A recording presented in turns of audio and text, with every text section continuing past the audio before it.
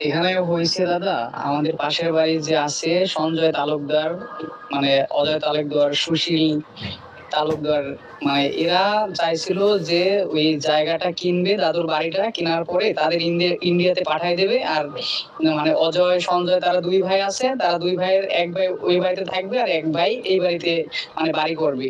এর জন্য মানে তারা সব সময় মনে করেন আপনাদের কাছে আমাদের এমন ভাবে রিপ্রেজেন্ট করার চেষ্টা করে যে আমরা আমার দাদু দিদাদের দেখি না বা তাদের ডাক্তার দেখাই না, ওষুধ খাওয়াই না, এইভাবে। এটা মানে খুবই কষ্ট লাগে, ঠিক আছে।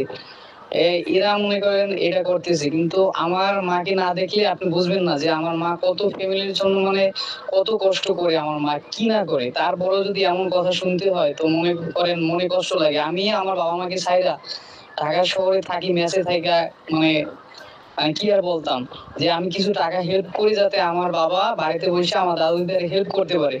আর তারপরে লোকজন আপনাদের কাছে আমাদের এইভাবে রিপ্রেজেন্ট করে, এটা খুবই কষ্টদায়ক। আমি বাড়িতে থাকি না এর কারণে, আমার দাদু দিদা বৃদ্ধ, তাদের দেখাশোনা করা, আমি আমি থাকলে আমার একটা এক্সট্রা মনে করেন আমার বাবার খরচ, যেটা আমার বাবার পক্ষে বহন করা সম্ভব হবে না। যার কারণে আমি অনেক কষ্ট করে 3 বছর ঢাকায় আছি, খায়া না খায়া। তারপরে মনে করেন এরকমের যদি মানুষ আপনাদের কাছে মানে খারাপ রিপ্রেজেন্ট করার চেষ্টা করতেছে আমাদের, এটা আমি জানি।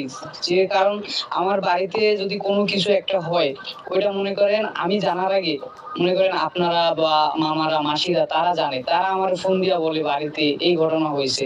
মনে করেন আমার বাড়িতে কিছু একটা হইলে ওটা তো দাদা আগে আমি জানবো, কিন্তু আর আগে মনে করেন আপনারা যায় না যান।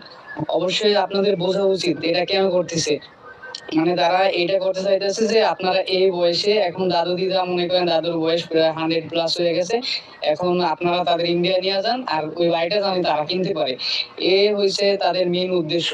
কিন্তু আমরা এখানে আসি দেখে মনে করেন তারা ইন্ডিয়াতে নিতেও পারতেছে না, মানে আর জায়গাটাও কিনতে পারতেছে না। যেহেতু আমার বাবা মা ওখানে আছে, আমার দাদু দিদার দেখার মতো কেউ আছে, ওই জন্য তারা মনে করেন আর ইন্ডিয়া, দাদু দিদা তো ইন্ডিয়া যাইতেই চায় না, কখনোই যাইতে চায় না। কিন্তু তারা মনে করেন একদম শুরু থেকেই মনে করেন চায় যে আমার দাদু দিদাকে ইন্ডিয়া পাঠাবে আর ওই যে জমিটা তারা কিনবে, কিন্তু ওইটা তো আমাদের জন্য পারে না। যার কারণে বিভিন্ন সময় বিভিন্ন ভাবে আপনাদের মনে করেন আমাদের উপরে মনে করেন একটা ভুল ধারণা সৃষ্টি করে তারা। মনে করেন এটা যদি কখনো বুঝতে পারবেন, আপনি তো বাংলাদেশে থাকেন না, ইন্ডিয়াতে থাকেন, যদি মানে বাংলাদেশে থাকতেন তাহলে বুঝতে পারতেন যে বাংলাদেশের মানুষ কেমন, বাড়ির আশেপাশের লোকজন কেমন। এখন দাদু দিদার অনেক বয়স হয়ে গেছে, এখন একটু তারা অসুস্থ হবে, মানে দিন দিন একটু শরীর খারাপ হবে, এটাই তো স্বাভাবিক। তার জন্য মনে করেন লোকজন যদি এইভাবে আপনাদের কাছে আমাদের রিপ্রেজেন্ট করে, তাহলে মনে করেন আমাদের মানে কতটা খারাপ লাগে যে এত কেয়ার বা এত দেখার পরেও যদি এইভাবে বলে, আমাদের তো খারাপ লাগে, অনেক খারাপ লাগে দাদা। আর তারা এমনি বিভিন্ন সময় বিভিন্ন ভাবে আমাদের হ্যারাসমেন্ট করে, যেমন আমার বাবা যে জায়গায় সবজি চাষ করে, ধান লাগে, ওই জায়গায় তাদের গরু বাছুর নিয়ে আয়া বান্ধে, বান্ধার পরে ওগুলা খায়, বাবার সাথে মানে বিভিন্ন ধরনের গ্যাঞ্জাম সৃষ্টি করে তারা। মানে সব সময় তারা চায় আমাদের ওই জায়গায় থাকতে দেবে না, এরকমের মানে আমাদের সাথে আচরণ করে তারা।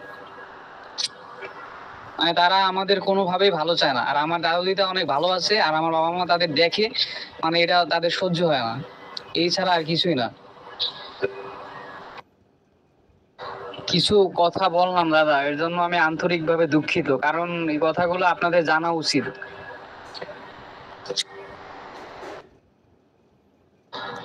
আপনি আমার মাকে না দেখলে বুঝবেন না যে আমার মা কত খাটনি করে, মানে আপনি না দেখলে বুঝবেন না। মা মানে খাটতে খাটতে তার যে কি একটা পরিস্থিতি হয়েছে বাড়িতে, তো একাই মনে করেন ওই যে বাবা বাবা দাদু দিদা তাদের সব রান্না বাড়া মার একাই, তারপরে আবার গরু বাছুর আছে, তারপরে আবার সবজি ক্ষেত আছে, সব মিলাইয়া মায়ের যে কত খাটনি পড়ে এটা তো দাদা আমি জানি, আমি থাকি, আমি দেখছি। কিন্তু এখন 3 বছর ধরে আমি বাইরে থাকতে পারি না, কিন্তু আমি বাড়িতে একটু হেল্প করি।